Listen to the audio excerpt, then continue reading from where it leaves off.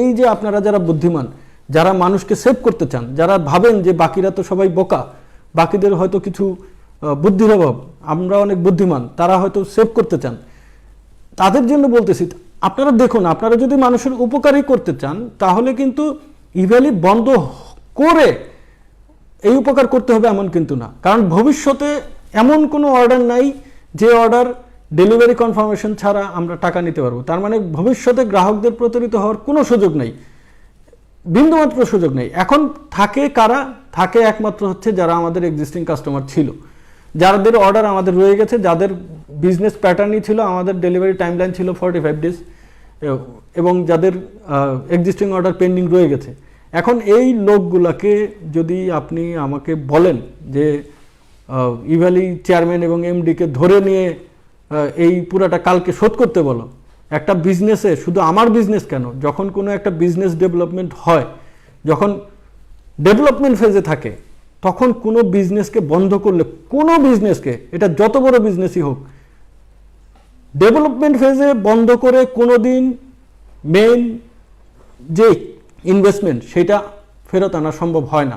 সেটা আমি বলবো যে সেটা একটা ডেভেলপার কোম্পানি হোক, সেটা আজকে মানে একটা ফ্যাক্টরি হোক, একটা ফ্যাক্টরি ধরেন প্রোডাকশনে যাওয়ার আগে ব্যাংক যদি বলে যে ভাই আমাদের ব্যাংক মনে করতেছে আপনার এই প্রোডাক্ট আর চলবে না, কারণ আপনি এখন ফুজি ফিল্ম বানাচ্ছেন, এখন এই স্মার্টফোন চলে আসছে, আপনার ব্যবসা করতে দেবো না, ফ্যাক্টরি যা দিয়েছেন ওই টাকাটা এখন আমাদেরকে ফেরত দেন। তো উনি ফ্যাক্টরি বিক্রি করে যেভাবেই বিক্রি করুক, এইটা বিজনেস ফিজিবিলিটির মধ্যেই পড়ে না যে উনি 100% ব্যাক করতে পারবে। সেইখানে আমাদেরকে বলা হচ্ছে আমরা 16% পারবো, বাকিটা পারবো না, অন কন্ডিশন যে কালকে থেকে আমাদের বিজনেস অপারেশন আপনি অফ করে দেবেন। ওই সময়ের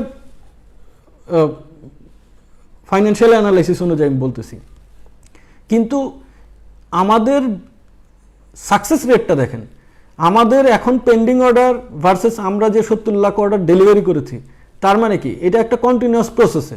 একটা সময় আমাদের অনেক বেশি লস হইতো, আমাদের লসগুলো ধীরে ধীরে কমে আসছিল, এবং প্রফিটেবিলিটি আপনারা বলার আগে আমরা শুরু করেছি। আমরা কিন্তু প্রায়োরিটি স্টোরে প্রথম মাসেই 20 কোটি টাকার অর্ডার ডেলিভারি করেছি, এবং সেগুলোর প্রত্যেকটা অর্ডার প্রফিটেবল ছিল, এবং আমরা বলতেছিলাম যে আমরা ধীরে ধীরে এই ডিসকাউন্টিং অর্ডারগুলো কমিয়ে দিব এবং প্রফিটেবিলিটি বাড়ায় এটাকে অ্যাডজাস্ট করব। সেই প্রসেসের মধ্যে তো আমি ব্যক্তিগতভাবে কোনো এরর দেখি নাই। এখন আপনারা ধরে নিচ্ছেন আরেকটা জিনিস, ইভ্যালি পারবে না।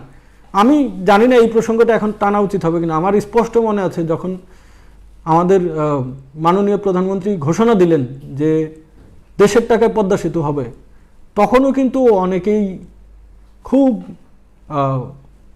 তাচ্ছিল্য করেছিলেন যে দেশের টাকায় আবার কিভাবে সেতু হয়।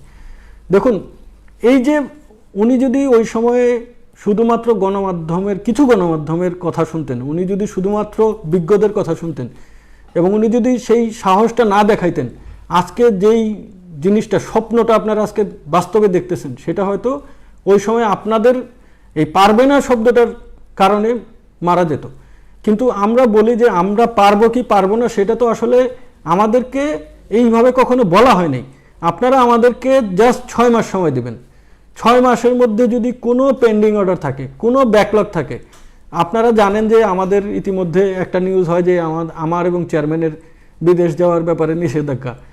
আমি জানি না, আজকে আমার পাসপোর্টটা দেখানো কোনো সুযোগ থাকলে আমি হয়তো দেখাইতাম। আমার কোনো দেশের মানে ডুয়াল ভিসাও নাই। আমি শুধু কয়েকবার ঘুরতে গিয়েছি এবং একবার বিজনেসের কাজে গিয়েছি, সেটা আপনারা অনেকে হয়তো একটু শুনেছেন। এই সিটিজেনশিপ তো দূরের কথা, দেশ তো ভাই আমাদের, আমি কেন বিদেশে যাব? আমি বলতেছি যেই অ্যাকশনটা আপনারা নিতে চান, সেই অ্যাকশনটা আপনারা কিন্তু 6 মাস পরেও নিতে পারবেন, কিন্তু আমাদেরকে সুযোগ দেন। আজকে দেখুন, আপনারা এন্ড অফ দ্য ডে একটা কথা বলি যে ইভেলি কিন্তু একটা বিজনেস, এটা কিন্তু কোনো পলিটিক্যাল কোনো মুভমেন্ট না, বা কোনো নন প্রফিট অর্গানাইজেশন না, বা কোনো একটা ইস্যু না।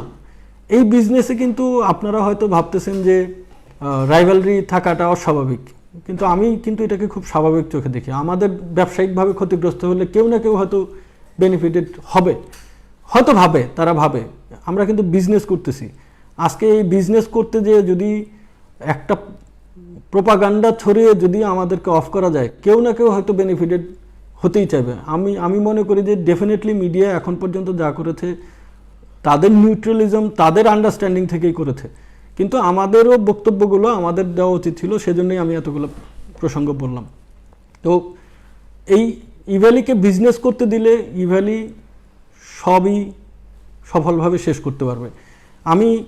আপনারা জানেন যে এর মধ্যে ঘটনা যেটা ঘটলো, যে যখনই নিউজ আসলো, দেখুন অ্যাজ এ প্রাইভেট ব্যাংক আপনি আপনার কনজিউমারের ক্রেডিট কার্ড অফ করতে পারেন আপনার সিকিউরিটি ফিল করে, কিন্তু আপনি ন্যাশনাল প্রেসগুলোতে আপনি আপনার যাদের ক্রেডিট কার্ড হোল্ডার তাদেরকে SMS দিলেই তো অফ হয়ে যায়। আপনি ন্যাশনাল প্রেসগুলোতে প্রেশার দিয়ে যে ইভ্যালির কার্ড বন্ধ করছে এটা ঘোষণা দেন, তখন আমাদের কিছুটা মনে হয় যে as a start up we are, মানে as a business entrepreneur, as a dreamer we are somehow মানে pressurised by some business bodies. না হলে আপনি কেন আপনার এই ক্রেডিট কার্ড, আপনার ডেবিট কার্ড, আপনার ব্যাংক, আপনি তাকে সাবধান করতেছেন, আপনি আপনার ব্যাংকের সিকিউরিটি স্টেপস নিচ্ছেন, সেই জায়গাটা তো আপনি একটা SMS পাস করে নিতে পারেন। এটা পাবলিকলি বলে মানে যেই জিনিসটা মনে হচ্ছে যে আপনি এক ধরনের, আমাকে প্রেস থেকে বলা হচ্ছে ভাই ওই ব্যাংক বলতেছে তারা আমাদের অনেক অ্যাড দেয়, আমরা যাতে এটা প্রেস আকারে মানে প্রেস নোট আকারে পাবলিশ করি। তো ইটস ওকে, মানে আপনি হয়তো আপনার সিকিউরিটিটা চাইবেন, তো কিন্তু একটা ব্যবসা সেইটা আপনি হয়তো জানেন না যে এই ইভ্যালিকে ক্ষতিগ্রস্ত হওয়া করার কোনো উদ্দেশ্য তো আপনার থাকার কোনো কারণ নেই। এখন যদি কোনো রেগুলেটরি চ্যালেঞ্জ থাকে, ইভ্যালির যদি আইনি কোনো বিষয় থাকে, ইভ্যালির যদি ইল্লিগাল কোনো মুভ থাকে, ইভ্যালিতে যদি ইল্লিগাল কোনো অ্যাক্টিভিটিস থাকে, আপনার কি মনে হয় কেউ আমাকে ছেড়ে দিবে? কোনো সংস্থা আমাদেরকে ছাড়বে? আমাদেরকে কি বাণিজ্য মন্ত্রণালয় বলবে যে না তোমরা ইলিগাল অ্যাক্টিভিটিস করতেছো, তোমাদেরকে অ্যালাউ করলাম? কেউই করবে না। কিন্তু এই যে ব্যাঙ্কগুলোর সাডেন প্রেশার, এই যে কার্ডগুলোর সাডেন প্রেশার, এই যে সাময়িক প্রেশার, এই প্রেশার কিন্তু আমাদের টোটাল বিজনেসকে হ্যাম্পার করে দিচ্ছে। আমরা আমাদের কিছু রিফান্ড চেক দেওয়া ছিল, এবং সেটা আমি বারবার বলি যে এই রিফান্ড চেক কিন্তু আমাদের পোর্টফোলিওর তুলনায় খুবই কম, এবং সেটা দিতে হয়েছে যে নিতান্তই যখন টাইমলাইনের মধ্যে স্টক আমরা ম্যানেজ করতে পারিনি, তখন কাস্টমাররা এমন প্রেশার আমাদেরকে দিয়েছে যে আমাদেরকে ওই রিফান্ডটার মেথড নেওয়া হয়েছে। ওইখানে তো আমরা কাস্টমারের সাথে বার্গেন করে বলি নাই যে যেই টাকা দিয়েছেন ওই টাকা এখন ফেরত নেন, কারণ আমরা জানি যে ইভ্যালির একটা বিজনেস ডেভেলপমেন্ট করতেছে। এখানে যে বিজনেস ডেভেলপমেন্টটা হবে সেটার এখানকার কস্ট যেটা অলরেডি ইনকার্ড সেটা ফিউচার প্রফিট দিয়ে অ্যাডজাস্ট করা সম্ভব। তখন যখন ব্যাঙ্কগুলো এইরকম বন্ধ করা শুরু করলো, আপনারা জানেন একটা নয়েজ এবং নতুন নীতিমালা, এর মাঝে ব্যাংক অ্যাকাউন্টগুলো আমাদেরকে নোটিশ পাঠালো যে আপনাদের ব্যাংকের অ্যাক্টিভিটিস আমরা করতে পারতেছি না, সরি। আমরা না মানে দেখেন হয় কি কিছু কিছু সময়ে একদম হেল্পলেস হয়ে যাই। এখন আমি এই কথাটা বলবোটা কাকে? এখন যদি আমি রেগুলেটরি বডি বলি সেটা বলবে যে তোমার এটা ব্যবসায়িক সম্পর্ক, তুমি কোন ব্যাংকের সাথে করবা কি না করবা সেটা তো তোমার ব্যাংক দেখবে। কিন্তু দিন শেষে এই যে সাফারিংটা, এটা তো আজকে ইভ্যালির জন্য হলেও বা যেভাবে কোনোভাবে হোক আলটিমেটলি কনজিউমাররা কিন্তু সাফারার। আমরা কনজিউমারকে কেন সাফারার করতেছি? আমরা কেন সবাই মিলে চেষ্টা করতেছি না? এইখানে তো মানে কোনো অ্যাবনর্মাল অ্যাক্টিভিটিস নেই, জাজমেন্ট তো এখনও কিছু আসে নাই কোনো। আমাদেরকে বাণিজ্য মন্ত্রণালয় থেকে স্বরাষ্ট্র মন্ত্রণালয় এবং দুদকে চিঠি দেওয়া হয়েছে। এখানে তো আমি আমার দিক থেকে কোনো নেগেটিভ কিছু পাইনি, কারণ এইটা তো বাণিজ্য মন্ত্রণালয়ের স্ট্র্যাটেজিক পজিশন যে তারা তাদের জায়গা থেকে, যেহেতু এইখানে বাংলাদেশ ব্যাংকের একটা রিপোর্ট আসছে ফাইন্যান্সিয়ালি তারা ম্যাচ করাতে পারেনি, সেই টাকাটা কি আদৌ আমি ডিসকাউন্ট দিতে যেয়ে খরচ করছি, নাকি এই টাকাটা আমি কোথাও নষ্ট করেছি, নাকি এটা ওয়েস্টেড হয়েছে, এইটা তো বাণিজ্য মন্ত্রণালয়ের দায়িত্ব দিতেই পারে।